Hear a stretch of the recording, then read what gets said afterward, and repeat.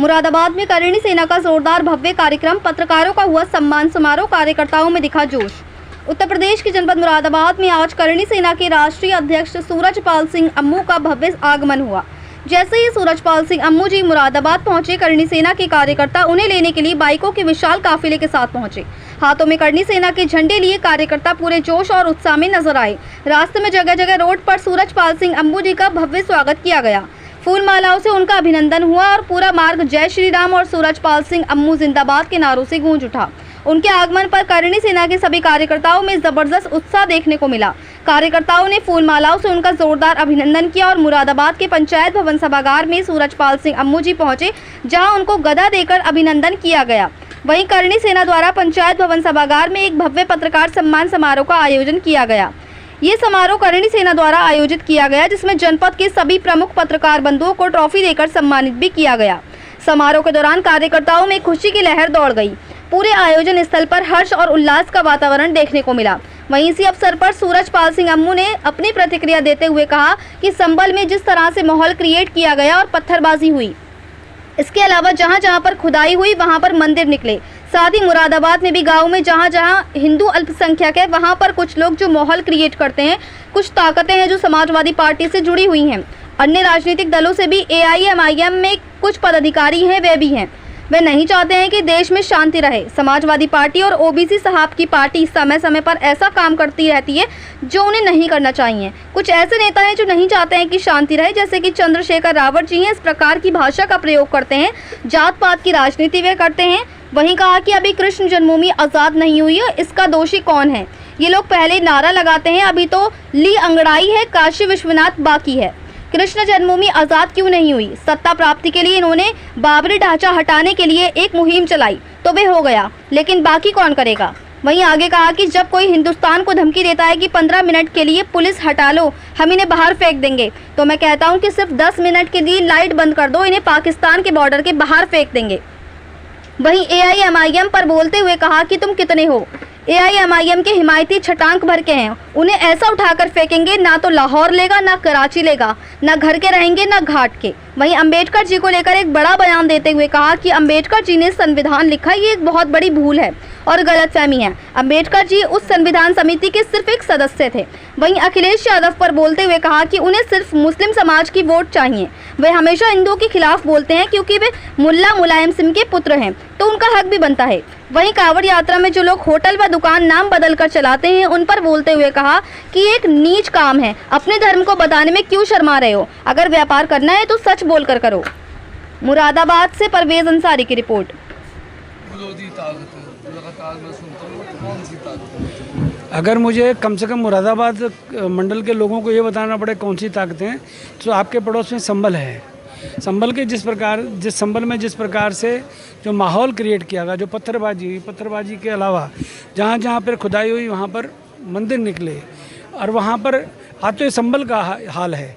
मुरादाबाद के अंदर जिस प्रकार के आसपास के गाँव में हिंदू जहाँ अल्पसंख्यक है, वहाँ पर जिस प्रकार का माहौल क्रिएट किया जाता है, कुछ किन लोगों के द्वारा, सभी के लिए सभी नहीं करते, परंतु कुछ ताकतें जो समाजवादी पार्टी से जुड़ी हुई हैं, जो अनेक और राजनीतिक दलों से AIMIM के कुछ यहाँ पर पदाधिकारी हैं, वो भी हैं, तो वो चाहते नहीं कि देश के अंदर शांति रहे। वो समय समय पर असामाजिक तत्व जो उनकी पार्टी के अंदर हैं, सारे नहीं कह रहा मैं, क्योंकि मैं आपसे कह रहा हूँ समाजवादी पार्टी और OBC साहब की पार्टी समय समय पर कोई ना कोई ऐसा काम करती रहती है जिनको नहीं करना चाहिए। कोई राजनीतिक दल बुरा नहीं होता। शीतल जी बैठ जाइए। कोई राजनीतिक दल बुरा नहीं होता। उस पार्टी के अंदर जो नेता होते हैं, या कुछ ऐसे नेता जो नहीं चाहते प्रदेश के अंदर शांति रहे। कौन नेता? मैं एग्जाम्पल के तौर पे रामजीलाल सुमन की घटना हुई, और वो पूरे देश ने देखी वो घटना में। उस घटना में मीडिया के पास हमेशा मौजूद रहा।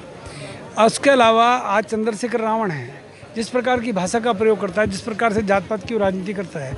करनी सेना के अंदर अगर भाई साहब बैठे हैं राजेश जी, तो इनकी जाति क्या है मुझे नहीं पता। ये सनातनी हिंदू हैं। आज ये शीतल बैठी है, राजपूतों की बेटी है, आज ये ब्राह्मण समाज की बेटी बैठी है, आज यहाँ पर अग्रवाल समाज के करनी सैनिक बैठे हैं, यहाँ पर प्रजापति समाज के लोग बैठे हैं। यहाँ पर हम लोग सभी जातियों को साथ लेकर चलते। करनी सेना के बारे में एक बात है कि भाई ये राजपूतों का संगठन है, ये करनी सेना, ओनली करनी सेना, ये सभी बिरादरियों को सबको साथ लेके चलती है। एक मुस्लिम भाई आया आज आलम, मुझे राम मंदिर की मूर्ति भेंट करके गए, श्री राम दरबार देखा। श्री राम दरबार। तो हम लोग ये नहीं कहते, हम कहते हैं देश के अंदर शांति रहनी चाहिए। देश का प्रधानमंत्री, प्रदेश का मुख्यमंत्री अगर अच्छा काम करे तो उनकी तारीफ करते हैं, परंतु अगर वो, मुझे लगता है कि अभी कृष्ण जन्मभूमि आज़ाद नहीं हुई तो उसका दोषी कौन है? मैं तो नहीं हूँ।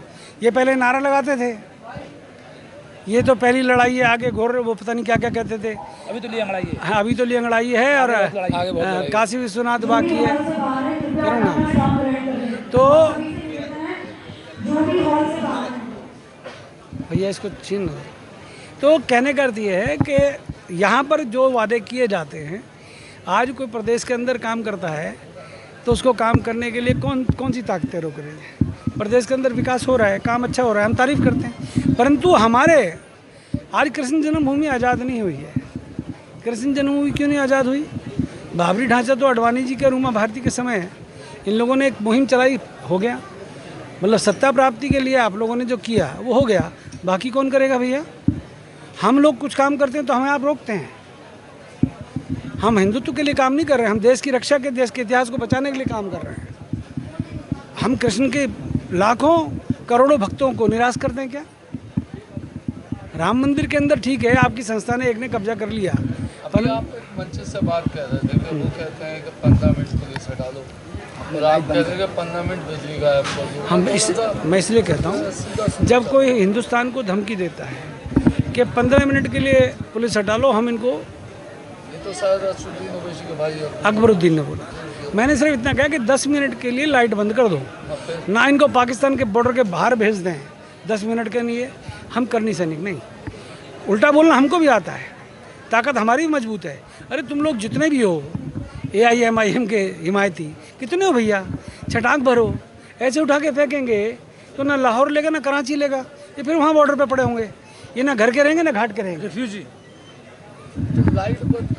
लाइट बंद करने के बाद हम पहले हम एक करनी सेना में हमारा एक स्लोगन है, हम जोड़ते हैं तोड़ते नहीं, और तोड़ते हैं तो फिर छोड़ते नहीं।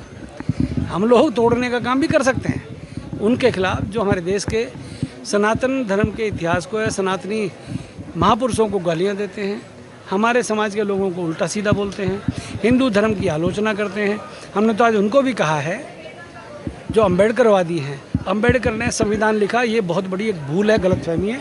अम्बेडकर उस संविधान समिति के एक सदस्य मात्र थे और हम उनका सम्मान करते हैं, परंतु जो बाकी लोग समिति के अंदर थे वो कौन थे?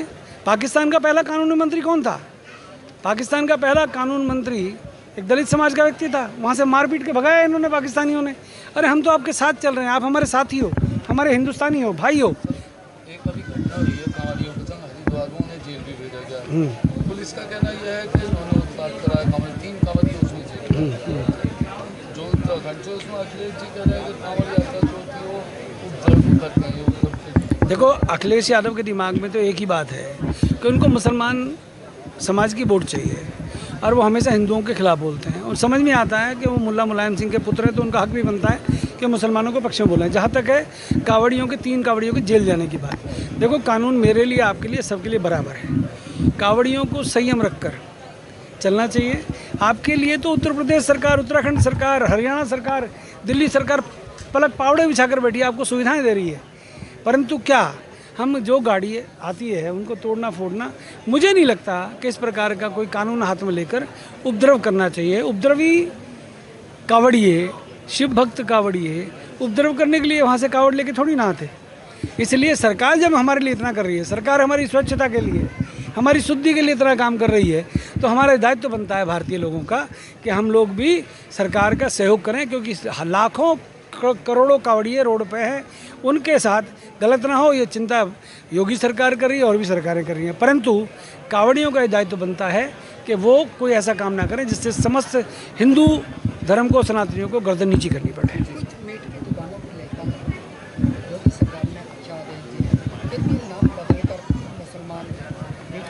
देखो, ये नीच काम है। अपने बाप का नाम आप बदल सकते हो क्या? अरे तुम किसकी औलाद हो यार?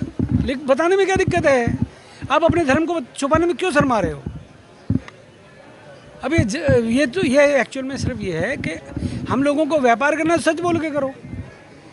हमें जीएसटी का लाइसेंस भी लेना होता है और भी सारे लाइसेंस लेना पड़ते हैं, बिजली का कनेक्शन लेना होता है, सरकार आपको सुविधाएं देती है। परंतु आप लोग क्या कर रहे हो, नाम बदल कर। अब अपने पिता का नाम भी अगर आप बदल रहे हो और अपना धर्म बदल रहे हो तो मुझे लगता है ये कहीं ना कहीं आप गलत काम कर रहे हो, 420 कर रहे हो। ऐसे लोगों के खिलाफ सख्त कार्रवाई जो लोग कर रहे हैं, चाहे उत्तराखंड सरकार हो